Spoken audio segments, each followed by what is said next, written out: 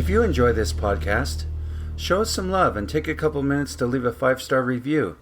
It helps us get found by more listeners, and we greatly appreciate it.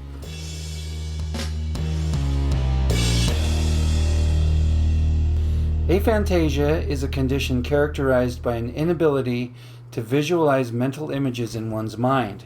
If you have just discovered that you or someone you love has aphantasia, or if you're just fascinated by the subject in general and love learning more about it, you are in the right place. The Discovering Your Mind podcast delves into all aspects of the mind's eye, including aphantasia, hyperphantasia, and everything in between. Welcome to the Discovering Your Mind podcast, brought to you by shanesbraindomain.com. I'm your host, Shane Williams, also known as Shane's Brain, and today we're talking to the one and only Karen Hyatt, who I have known for, 20 years or so by now, probably. Yeah. We met on the internet back when that thing was kind of frowned upon, but we did it anyway. And here we are. Well, that's not misleading at all. It was a writer's group. It was a writer's group, correct. And Karen has helped me over the years to edit and polish my poetry, which I greatly appreciate. So tell me a little bit about yourself, Karen. What do you like to do these days and whatnot? Whatnot. Let's talk about the whatnot. Let's see. I like to play pickleball when it's not snowing. I bake a lot. I own a bakery in my home, but I don't do that much of that anymore. Just word of mouth. If someone needs a wedding cake at the last minute or something like that, I'm happy to help them. I edit a podcast for a friend. That takes up quite a bit of my time, but I feel good about doing that. And do a little helping to take care of my mom. Just whatever comes up, that's what I do. In this episode, we will be referring to what we call the apple graph.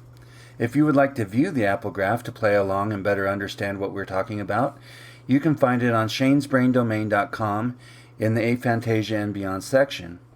If you are unable to view the apple graph for whatever reason, it is a graph divided into 6 sections. In the number 6 section, there is a very detailed image of a red apple. In the number 5 section, it is the same image but with less detail. Number 4 is still in color but has less detail and more basic shapes instead of detailed hues and gradients. Number 3 is the less detailed apple but in gray tones without the color. Number 2 is a simple outline of the apple. And number 1 is blank, indicating no visualization whatsoever. This is called aphantasia. The first thing I want you to do is picture a red apple in your mind. Take a look at that apple graph that I sent you and tell me which one of those best represents what you saw in your mind's eye. Best number 6, I guess, although it's a little bit, that one, the picture is a little cartoony there, right. But that's like the leaf. Definitely it didn't have a leaf. But other than that, it kind of had the yellow stripes a little bit, or the yellow in it like a little bit, because that's the kind I always eat. So I think that's what popped into mind. So it was a pretty realistic apple, like looking at a real apple. Yeah. Okay. You said you've heard of aphantasia before. How long have you known about what that is? From you, about 20 years ago.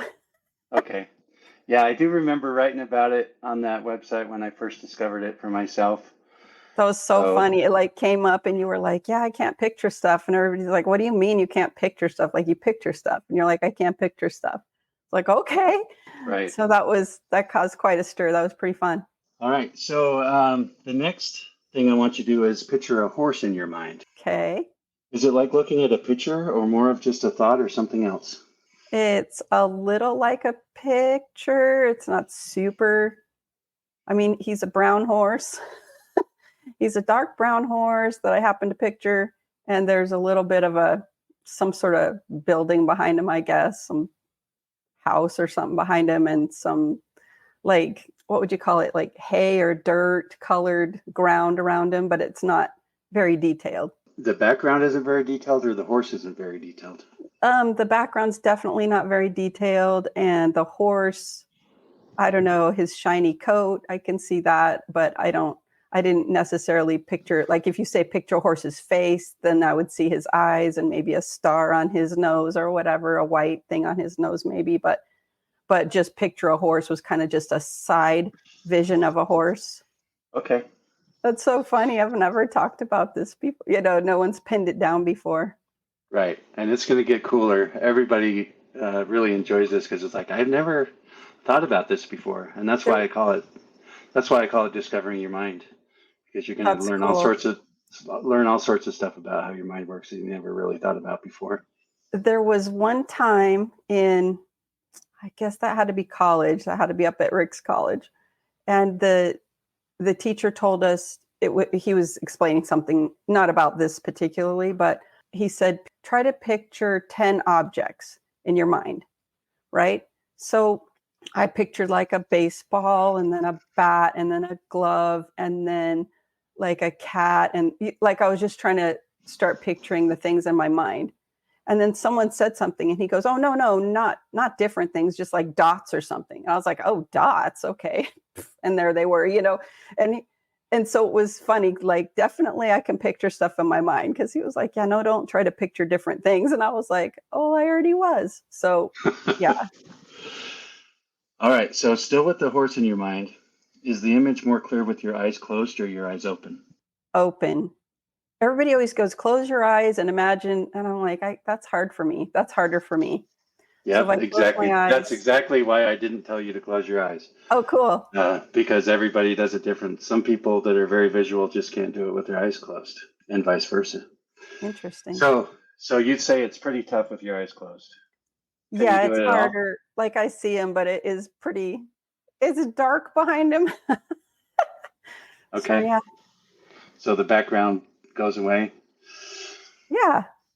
Would you say you see the horse in your mind, or is it projected out in front of you? Oh, I'd say in my mind. How funny. These questions are funny. Like, I guess I picture him up here. Never thought of that.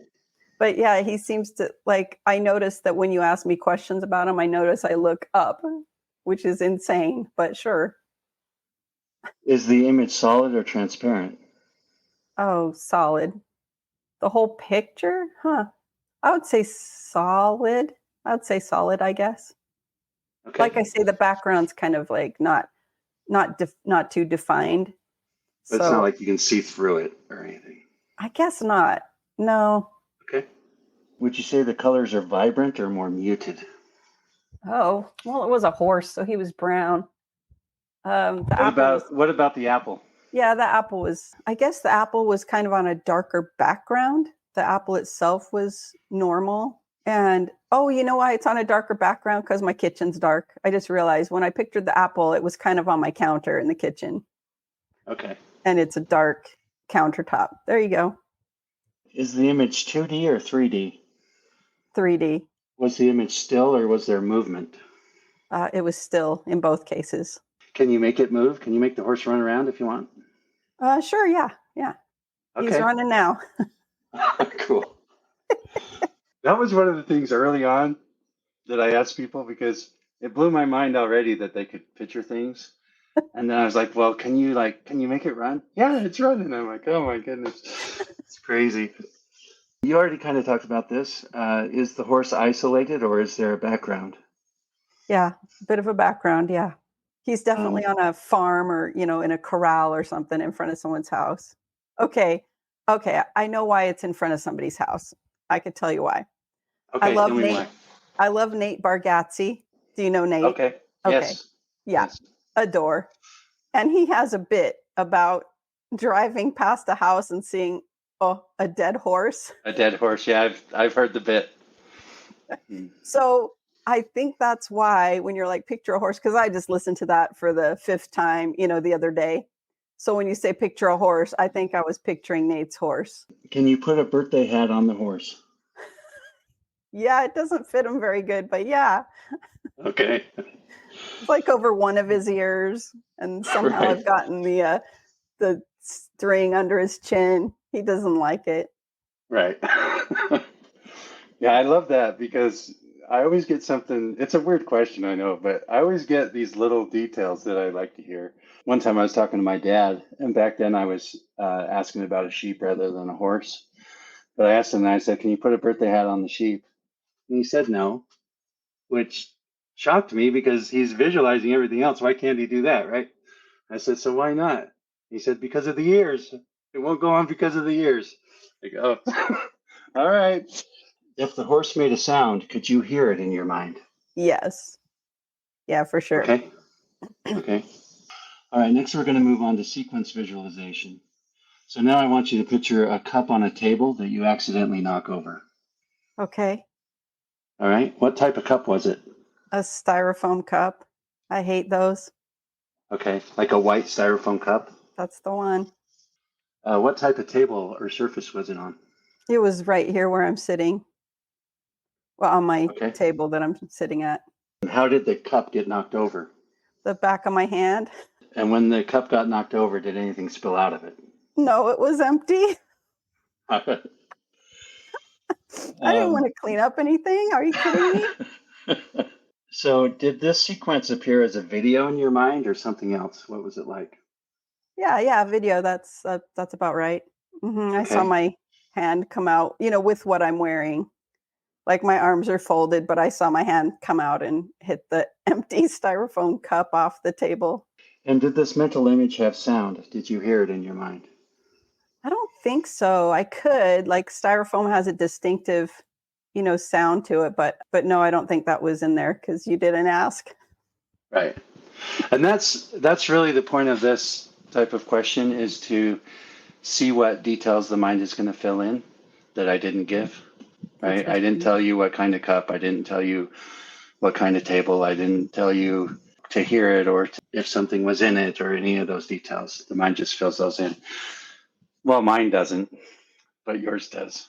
Someone needs to interview you and figure out how you do your job making logos without being able to see things beforehand. That's amazing. Yeah, I get that question a lot. The quickest, easiest way I can describe it is I think it helps me because I don't have any preconceived ideas of what something should look like or what something should be. I can work from a blank canvas. And once I have it up on my screen, it's visual. I can see what I'm doing. I just can't do it in my mind. But that's a great thought. That is a great point. Wow. So I wanted to ask you, do you have any explanation or idea of why your mind went to the things it went to? Okay. Just now, before I came down here to get on with you, I grabbed a glass of water and I almost grabbed a styrofoam cup, but I hate them. So I just grabbed a glass, but I did see them. So I guess it was just because it's fresh in my mind. Styrofoam cups are kind of ghetto. So, I got a glass because I didn't want to, degrade your show. All right. Do you have an inner monologue? Yes. What's it like? Is it in your voice? Describe what that means to you. Yeah. It would be in my voice. And a lot of times I go through conversations with people, so I might hear their voice too. Because I'm like, if I say this, he'll just say whatever. So I think, well, what's a better way? What would be more convincing to tell him, So yeah, I hear that a little bit. And not that they take turns. It's quicker than reality would be. Yeah, that's all I can say. I don't know how that is, but I hear it more quickly. Like I can have a conversation quickly, in a few seconds. Okay. And see how that would go. Would you say that there's always something audible going on in your mind? Always. I have music in my head just about all the time. And unfortunately, this morning, it was my alarm. I hate when the alarm tone gets stuck in my head for hours. That is pretty much the worst. Yeah, that would be annoying. You talked about music in your head, songs in your head. Is that like listening to the radio? A lot like it, yeah. And my husband's like, can't you just change the channel? Can't you just pick something else? And I can. And then sometimes it'll just go back. I know a lot of people have that irritating where it just goes back to the, McDonald's jingle or whatever you last heard or whatever. But yeah, sometimes I can, focus on a song that I like and have that in my head instead. We're going to move on to the other senses. So now I want you to picture a chocolate chip cookie in your mind. Can you smell it in your mind? So when you said, let's move on to the other senses, I think if you hadn't said that, I doubt that I would have any sense of the smell of the cookie. Like the Okay. horse, I certainly didn't smell the horse, Right. but which would be impossible if you were actually around a horse. But the cookie, since you had started with that, then when I saw the cookie, then there was a little bit of a smell. I wouldn't say very much, but like I guess more of a taste of the cookie. Whatever. They're Okay. they're too closely related. Yeah, So well, that's the smell or next taste. question, Oh, is okay. if you could taste it in your mind. Yeah, for sure. Like the cold chocolate chips. How close to reality is it? Oh, that's a good question. It just kind of makes you want a real one. probably not a Okay. good probably not a good diet technique to just picture myself eating a cookie, because I'd be like, let's go get one. Right. But yeah, it's pretty real. Like you can remember, I can remember, the texture of the cookie, like how hard it is to bite through, how chewy it is. Like I said, the coldness of the chocolate chips. I always eat chocolate chips cookies after they're cooled. I don't love hot ones. I know, what a weirdo. So it sounds like beyond taste, you're also feeling it. There's Right. Yeah. okay. Texture. Yeah. So can you like feel it in your hands, break it apart, tell if it's warm, those kind of things? I could if asked, but I wouldn't have if you hadn't said. It was just sort of floating in the air and then I bit it. Okay. Oh, that's awesome. I love the little details like that, so keep those coming. That's great. In this episode, we will be referring to what we call the nature picture. If you would like to view the nature picture to play along and better understand what we're talking about, you can find it on shanesbraindomain.com in the Aphantasia and Beyond section.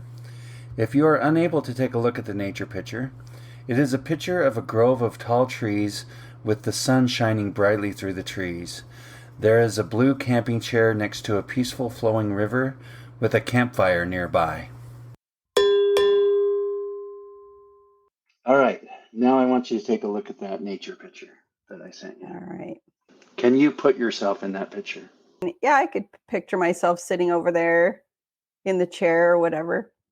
Could you feel the sun on your skin? Yeah, like my neck, since it would be in back of me. Can you hear the river flowing? I could, if you say that. Yeah, if you suggest these things, then I start hearing them. Okay. Can you smell the campfire? Oh yeah. Okay. So again, how close to reality is it? Like when you say, can you feel the warmth of the campfire? I don't know if you asked that, but I can feel how that feels, but it goes away instantly when I'm not consciously thinking about it.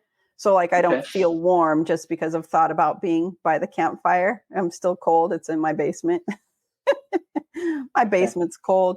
And the same with the sun on my neck, in the back of my head. Like I could feel that while I'm thinking about it, but it doesn't stay while I look at the picture or whatever. I would have to consciously think about those elements for me to experience them virtually like that. Okay, that's interesting. So out of the five senses, which one is most prominent or powerful in your mind? Sight. Yeah. I The see visual? things better. I don't know. When I picture my friends talking, like it sounds like them. When I picture people talking, picture people talking. I don't have a word for picture Yeah. people talking, but when I imaginary hear people talking, it sounds like them. It sounds like their voice. If I sing a song, I usually get the note right, because I can hear the song, like the real song in my head. And so if I try to imitate it, anyway, not always, but I'm close.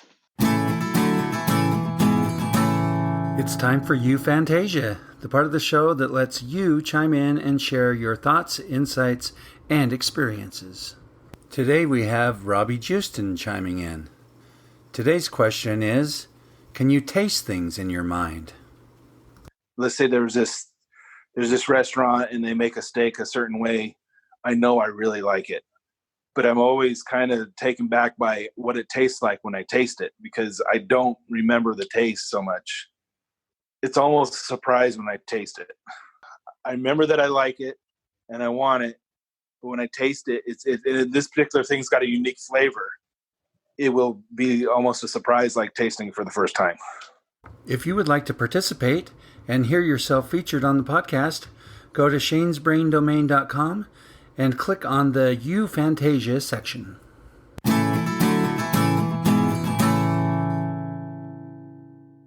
Okay, in general, when you close your eyes, what do you see? That's interesting. Literally, so funny to talk about.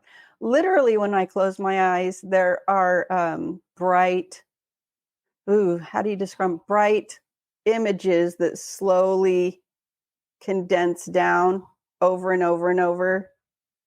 It's not pure black when I close my eyes. It's definitely not pure black ever. It's like there's light areas. And if I'm calm and just sit there, they're kind of, other than the residual image, of course, that you have that, right?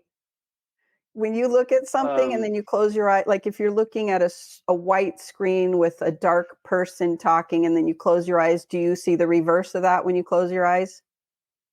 Sometimes, but I would say not every time. Not every time? How interesting. Mm-hmm. So it takes a while for the residual image to go away for whatever reason. I don't know what that's about, but after that's gone, like if I've just been sitting with my eyes closed for a while, these kind of, I would say they're almost colored, but bright patches that sort of just swirl over and over the same way. And I've noticed that they're the same shape, like it might be a blob that comes down into a, Mickey Mouse ears. It could be different every time, but it happens over and over and over and over the same way. Is that the first time you've heard that? Okay. That's the first time I've ever heard that description. We'll have to Google that and see if I'm crazy or if that's normal. No, you're not crazy. What you are is unique. And that's really the takeaway that I take away from all these interviews I talk to people. We are unique. Everybody's different. And it's beautiful. It's wonderful. I love it. Wouldn't it be nice if people could remember that and not expect everyone to conform to their thinking? Mm-hmm. Even if you overlap in some areas and then you diverge, people are like, oh, you're wrong with that bit. You're a heretic, or you're a shill for the other side, or whatever. I'm like, it's really okay to focus on what we have in common, I think. Yep, I agree. We're all beautifully unique. We need to be more patient with each other, more understanding. And the aphantasia thing is it's a great way to introduce that subject, because it's one of those things where nobody realizes they're different from everyone else. Everybody just assumes we're all doing it the same way. And right. Nothing could be further from the truth. Right. So would you say that there's always something visual going on in your mind? Yeah. Yeah. Even if it's just a blob morphing into Mickey Mouse ears. Even if my eyes are closed and it's a blob morphing. But yeah, I would say, I guess it's hard to know because there's obviously visual things when your eyes are open. Everything is there. But anytime that I'm like, I don't know, loading the dishwasher and I'm just thinking, my friend's going to come over later. I mean, I see her sitting on my couch and I see us talking. That's later going to happen, something like that. All right. So what about this? Can you think of nothing if you want to? I don't think so. If you say, try to think of nothing, remember the Matrix right before he's like, guns, lots of guns, where it's like white, but he's still there. It's kind of like that. So it's not truly nothing. It's like, nothing. So it's like a white room. It's like, that's kind of cheating. That's not really nothing. Right. Does your ability to visualize vary depending on circumstances, details, or events? I don't think so. Okay. I don't think it's been like, I'm too tired to think of whatever. No, I don't think so. Do you tend to visualize things you've already seen before, or do you tend to create new and unique images in your mind? Ooh, I probably things I've seen before. Yeah, I would think things I've seen before. I mean, if you said purple horse, then it'd be like, okay, there's a purple horse, but it'd probably have to be suggested to me. Okay. Or if you were like, think of something new, then I'd be like, a horse juggling. I can't get the horse out, see? So yeah, things that I've seen before. Okay. But you can do both, because I know some people who can only picture something they've seen before. Oh, interesting. They can't create something new at all in their You know what? minds. Temple Grandin. Did you see the Temple Grandin movie? No. As soon as we are done, you go watch that. It's so good. You'll adore it. It's called Temple Grandin. Temple Grandin was the name of a lady who was autistic, right? And she was so visual. And was she the one that like invented the farming equipment and stuff? Yes. That could do it in her mind? Yep. Yeah, when I first learned about Aphantasia, that I looked on the internet and there wasn't much on there back then about it. But that was one of the things I found was her story. The movie is so well done. It so shows you how it worked in her mind. And they interviewed her later and she was like, yeah, that was really well done. Like, that's how it was for me. So she put her stamp of approval on how the movie portrayed it. It was really good. Yeah, I got to watch that. And that's what reminded me is that's what she said. She only pictured things that she had already pictured. So it's like a spoon. She would just picture all the spoons that she'd ever seen. Or if you said shoe, she would picture all the shoes that she had ever seen. It's just kind of overwhelming. Wow. I interviewed someone one time that kind of described something like that, because when I was asking him about the chocolate chip cookie, he said that a giant split screen of all the cookies he's ever made went before him, and he just picked one at random. Wow. Oh, yeah. Crazy stuff. All right. Let's talk about reading.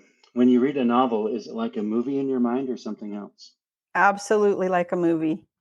And I read at talking speed. And if I read a sentence and by the end of the sentence, I realize it was sarcasm, I reread it with the sarcastic tone. I mean, I'm not a fast reader because of that. Like, I hear every word in my head and I see it playing out. And when I read the scriptures, I see those stories in my head. So I don't like to watch historical fiction or like portrayals of scripture. I don't enjoy them at all because I'm like, that's not what he looks like. How well can you visualize the characters and the surroundings? I realize they're not super detailed, I guess, but I know who they are. I picture their expressions. It's like, okay, if it was through like a steamy glass, you know how you wouldn't really see every hair on their beard. I'm looking at you. Wherever did I get that inspiration? But you wouldn't see every beard hair, but you would know their expression. So I would say that's kind of how I see them when I'm reading. Okay. And you said you hear their voices, right? When they talk. Yeah. What about other sounds? Like if a cannon goes off or, Yeah. You hear those automatically? Yeah. What about narration? Is there any narration that happens in your mind?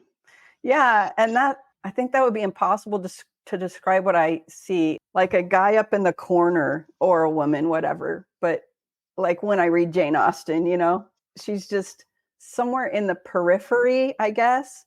And she's writing this. So a lot of times when I read Jane Austen, I read that for the prose. I read that not so much for the story. You're like, I'm pretty sure she's going to get the guy. It's not for the story.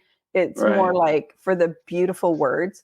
And so I kind of picture Jane thinking about how she will say a thing and like being kind of pleased with herself because it was funny. I mean, I just have that. She's just off in the side, like enjoying writing this. Oh, wow. That is super interesting. Never heard that one either. What about if it's an author you're not familiar with? He's vague. If it's a guy, he's just probably going to have brown hair and just be off to the side, very, very vague. No details. Just he's sort of there. All right.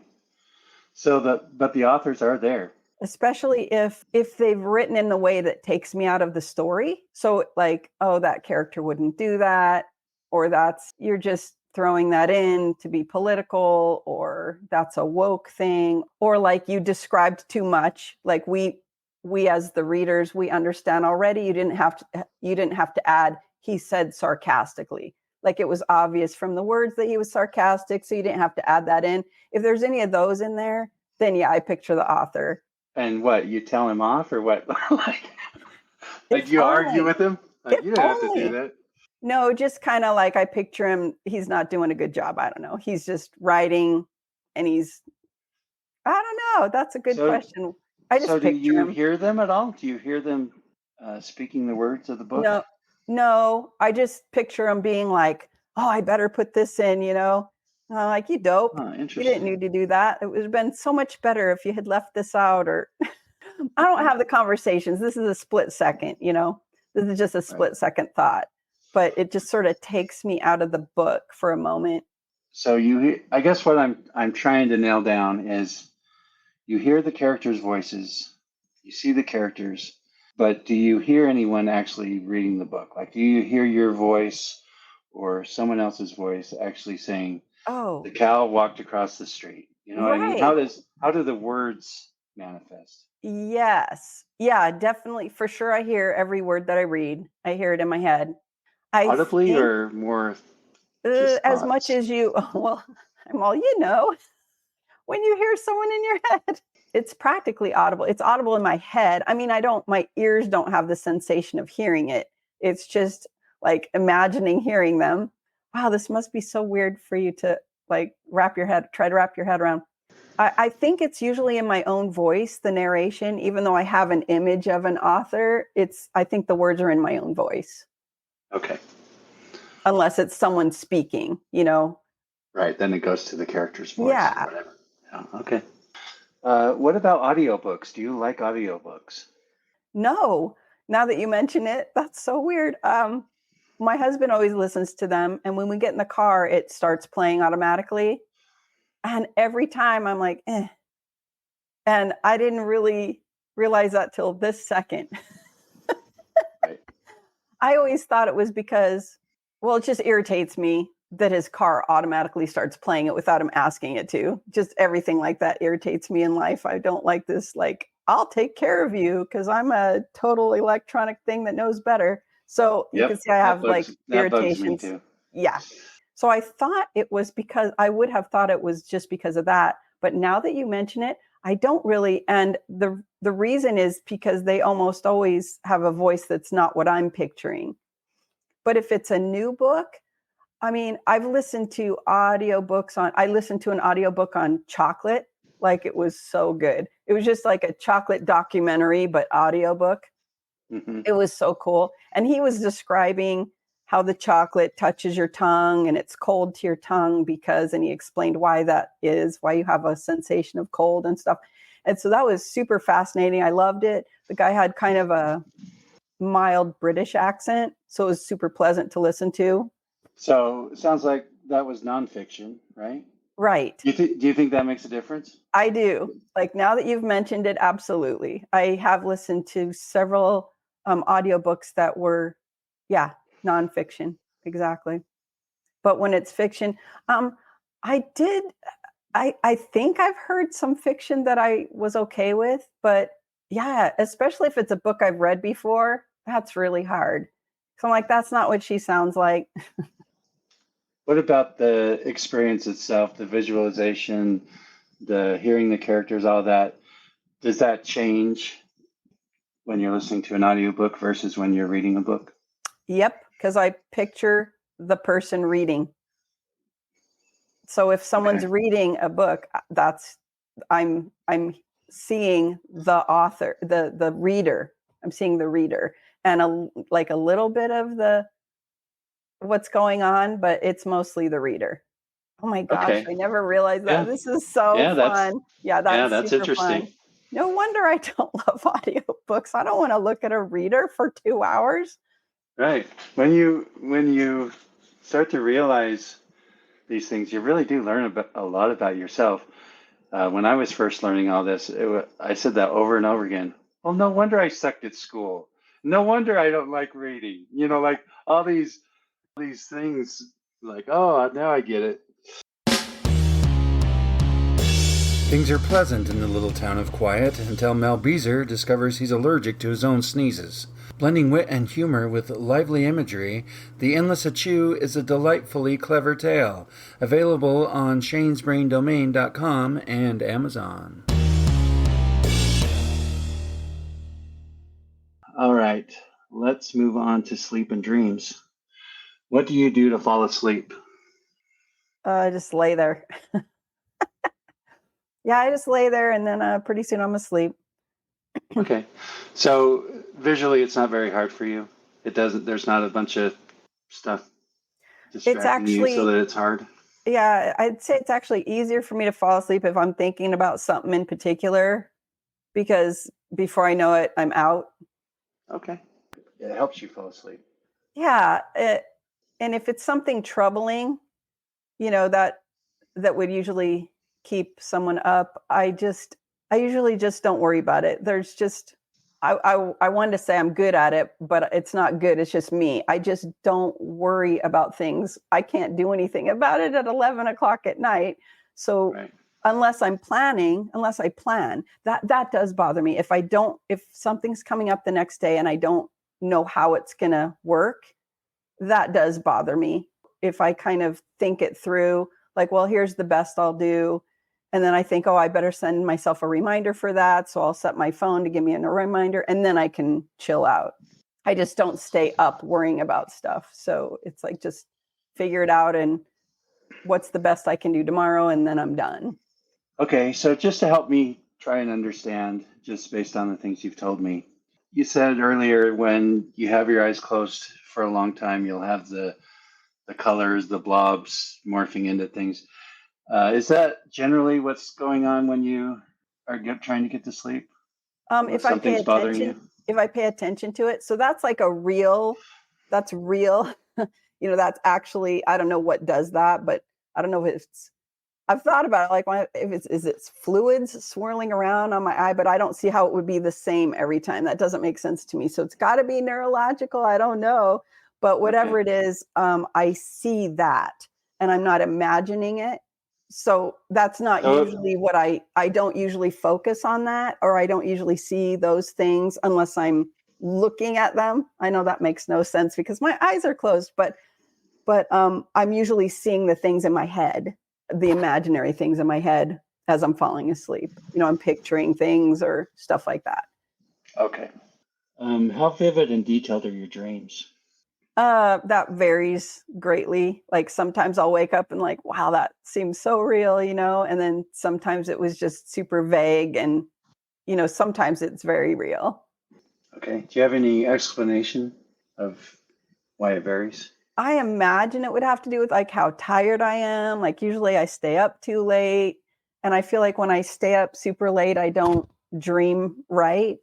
I think dreams serve a purpose and they're probably healthy. So I think it's not okay to go to bed super exhausted or whatever.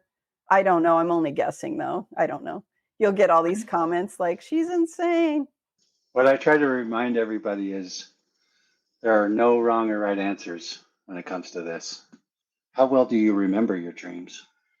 That also varies. And if you're talking like days later, like when you asked me about my dreams, I remembered that like 3 or 4 days ago, I had one that was really vivid. And I remember telling my husband, here's what happened, and at this moment, I can't remember what it was about. So they don't really stick.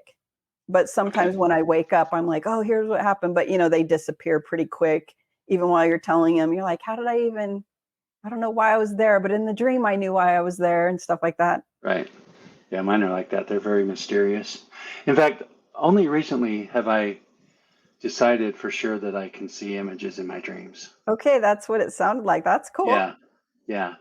But it's still nowhere close to reality. I don't quite know how to explain it. It's still pretty mysterious, but I've tried to pay enough attention when I first wake up. Okay, were there pictures? Did you see pictures? And I've decided, yes, sometimes there are. All right, let's talk about memory. If you want to recall a memory, can you see it in your mind? Yeah, and who knows how accurate it is if it's years later. And they definitely fade. I mean, just like memories do, they fade. You're like, I know I went on a cruise, but what was it like? Like we just recently went on a cruise, so I can picture lots of that. I can picture looking over the side at the water, rushing by, and the foamy white water that this ship stirs up as it goes. And I love that. And, the lifeboats were at the side as I looked down, and the pilot boat was there. That's my favorite part. So would you say you relive the memory, like you're experiencing it all over again? Yeah, a little bit. Okay. For the moment that you're thinking about it, for sure. Like it makes me happy again. And I remember that it's pleasant and stuff. Yeah. So you have emotion that's attached to the memories. Yes. Yeah. Okay. Do you experience your memories in first person or third person or both? First person. That's so weird because on movies, they'll always have somebody remembering something and they're seeing themselves. I'm like, that's not a thing. And I don't know, maybe it is for other people, It is a thing. Is it really? Some people see themselves in, oh, that's so interesting. Yeah. Okay, I'll be patient. Some people can do it either way. And a lot of people, it seems like the more distant the memory, the more they've put it into a third person thing where they're actually seeing themselves rather than the way it actually happened. Oh, interesting.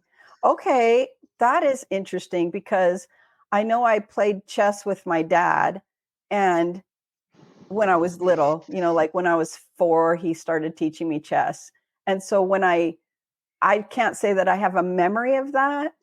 And like, I know I have a photograph of us playing chess. And so I think that's what comes to mind when I remember that my dad taught me chess. But I can see him moving pieces, but that's just, I don't think that's a memory, other than it more like just imagining how it would look. Right. And I think I can kind of see me because I'm younger. So I see a little child and him moving the pieces. That's interesting. I don't know. It's hard to say what's memory and what's imagination.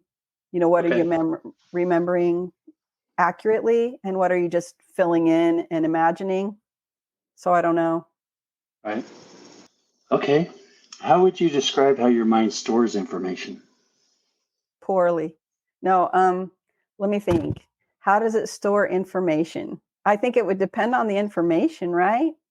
Like some things, like right now, I'm just looking up in the air. Why do people do that? I know there's a reason they say that people look up to some direction when they think about stuff, but I don't know how it stores it. One thing leads to another, something that you remember triggers something else that you remember, or I don't know. I don't know how it stores it. All right. Are there different rooms or compartments in your mind? No, like Sherlock style, my mind palace. That would be so cool. No, I don't think I have that. I mean, I can, if someone starts talking about school, like elementary school, like that brings me back to certain images. So just like images come to mind, but I don't know that I could tell you how. I don't think I see any compartments or anything like that. Okay. So they just pop up. Yeah. That's okay. I didn't realize that's the technical term, isn't it, though? All right, let's talk a little bit more about just you, your day-to-day life, things you do. Do you think how you visualize affects how you perform in your hobbies or your duties? Well, yes. Yeah, like I do cake decorating, and I definitely have a, final image in my mind that I'm aiming for. I mean, a lot of times someone gives me a picture, right? And I can't just look at the picture and then have that in my mind while I decorate. I definitely have to look back and forth at the real picture and my work. It's not, I know some people wouldn't have to do that. They'd be like, I got it. I definitely have to go back and forth from the photograph to my work to make sure it's matching. Okay. That is interesting. I talked to somebody just a couple days ago that said when they do jigsaw puzzles, they only have to look at the box once, and then it's in their mind and they can do it from there. It sounds like you'd have to keep looking at the box. Over and over and over. Yes. Yeah. Yeah, me too. So did you do well in school or did you struggle? So the information I did well at, like if you tested me, I would get A's on tests and then I would get F's in classes because I didn't turn in anything. Like I hated to do work just to show that I knew how to do the work. It was just so irritating. And I just would forget or whatever. All right. So when you're acing these tests, what's happening in your mind? I don't know. It's real. Anything that was logical would stick. Like, math, people are like, I hate math. I love math because it's logical. It doesn't change. It's not subjective. Algebra totally makes sense to me. 2x is 6, x is 3. It's not a problem. And things where you just had to think it through or calculate with the methods that they taught you, those went well. Grammar, like I never got a degree, but I'm an editor. I do some freelance editing, and like that's a piece of cake. I love grammar. I love figuring out how sentences, it's not a problem. Like I can't even speak right now talking about how great I am at grammar. That's just wonderful. But it's very clear and very orderly, and it makes sense. And so like I speak French. So when I learned French, it was much easier because I knew English. People say, if I would have known, I'm like, that's not a thing. You say, if I had known, that's the correct way to say that. So in French, that translates over precisely. So I love that because I learned English properly. So I was able to speak French quickly. So when you're editing and all the grammar, like, is visualization playing a role? Are you seeing the words? Are they moving around? All the time. What's happening? Yeah, I see the words. Like my husband's like, this isn't fair. Like any game where there's spelling involved, he's like, it's not fair because you're just reading the letters. And I'm like, I am reading the letters. Like the word just pops up and I just read off the letters to spell it. So awesome. And stuff. What? Right. I'm glad you brought that up because that's my next question. So I want to do like a little test here for you. I want to throw some, like we're in school, throw some things at you, and I want to know your process. Okay. So the first one is, can you spell the word stormy backwards? Ymrots. Well, that was fast. Did you just pull up the word in your mind and just read it backwards? Yeah. And so you just said spell stormy. Stormy was there. It was kind of in white letters, I would say. And I just read them in backwards order. If it's a really long word, then I would have to sort of look at the end of it and it wouldn't all appear at once, hyperventilation. It's like, okay, NOIT, it's. All right. So what if you got pulled over and the cop asked you to say the alphabet backwards? Could you do that? Let's see, ZYXWVUTSRQP ONMLKJIHGFEDCBA. Did I leave anybody out? I have no idea. Oh my God. We'll replay it and be like, she missed Q. I will trust that you got that right because my mind is just like, I couldn't even begin to, I don't even know if I could do 3 letters of that before I got lost.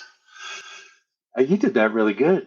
That's pretty cool. You think I did? Rewind it and let's see. Probably. Yeah, not. I'll check your work later, maybe, if I feel like it. All right. Next one. What is 28 plus 47? 28 plus 47. So yeah, I see those. And I got the 15 and the 60, so 75. But it was visual.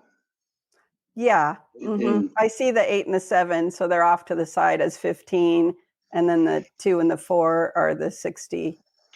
Okay. What about this one? What states border Iowa? Oh, no, don't know my geography whatsoever.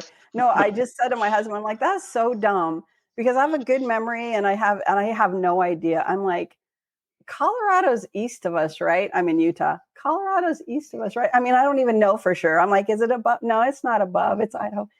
And when you say Iowa, like I could picture the shape of it and I can picture the shape of Illinois, but I don't know who's next to each other just because I haven't gone to the trouble to look enough. I literally like 2 days ago, I was like, why don't I just look at a map every day for 2 seconds and like it'll go in, I should know my geography better. It's pretty bad. If you were to try to give a general description of how your mind works and what you see in your mind's eye, how would you describe it? Wow, a general description. Yeah, I would just say I see things all the time, and I see words all the time, and I hear songs all the time. It's busy in there. I probably don't have a moment's peace.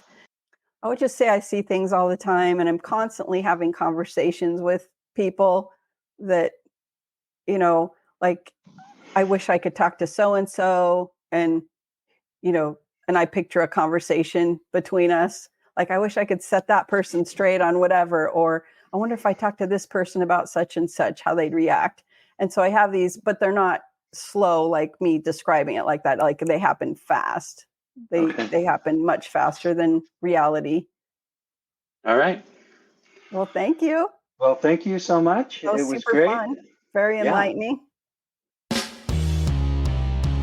If you like what you hear, please subscribe, follow, and engage with us, and share it with your friends and family as we continue to explore this fascinating subject. For additional information about this episode or Shane's Brain, check out the show notes. Thanks for listening to the Discovering Your Mind podcast. You are beautifully unique.